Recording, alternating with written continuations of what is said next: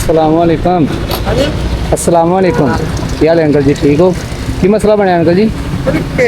मसला बनया जाम अच्छा, किक जाम हो गई है। वालेकुम अस्सलाम। कैसे हैं अंकल आप? ठीक है अल्हम्दुलिल्लाह। वीडियो देखता हूँ माशाल्लाह, बहुत अच्छा काम कर रहे हैं आप। बहुत शुक्रिया अंकल जी, बहुत शुक्रिया आपका। ठीक है, क्या खिदमत कर रहे हैं आगे बहुत अंकल जी? शुक्रिया। आप बताइए क्या खिदमत करें आप? आप मिलने ਆ ਸਮਝਦੇ ਹੋ ਗਿਆ ਸਾਰਾ ਕੁਝ। ਵਾਹ ਵੀ ਯਾਦ ਬਹੁਤ ਸ਼ੁਕਰੀਆ। ਫੈਮਿਲੀ ਤੁਹਾਡੇ ਨਾਲ ਆ? ਫਿਰ ਤੁਸੀਂ ਇਦਾਂ ਕਰੋ, ਇਹਨੂੰ ਨਾ ਮੈਂ ਲੱਤ ਲਾ ਕੇ ਨਾ ਅੱਗੇ ਮਕੈਨਿਕ ਕੋ ਛੱਡ ਦਿੰਦਾ। देखते हैं भाई एक मिनट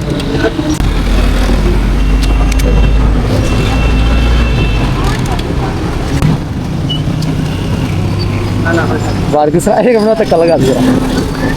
चलो नहीं हुई, नहीं हुई।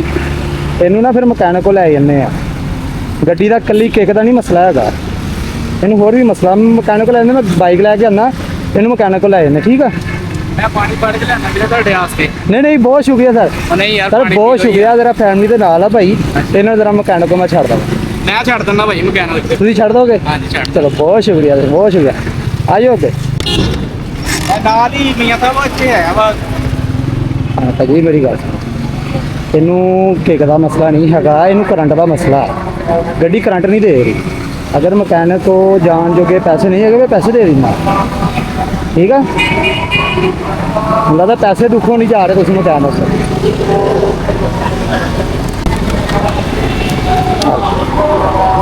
2000 रुपया वा भाई।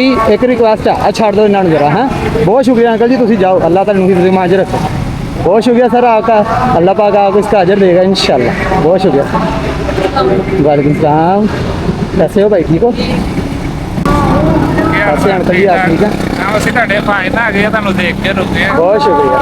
और आए कुछ चाय पानी पिलाइए सर, कुछ चाय पानी जज़ाकल्लाह सर, जज़ाकल्लाह सर। बहुत शुक्रिया, बहुत शुक्रिया, जज़ाकल्लाह बहुत अच्छा काम कर रहे हैं। अल्लाह आपको अपने ईमान में रखे, अल्लाह आपको खुश रखे। कैसे हो भाई, ठीक हो? खैरियत से?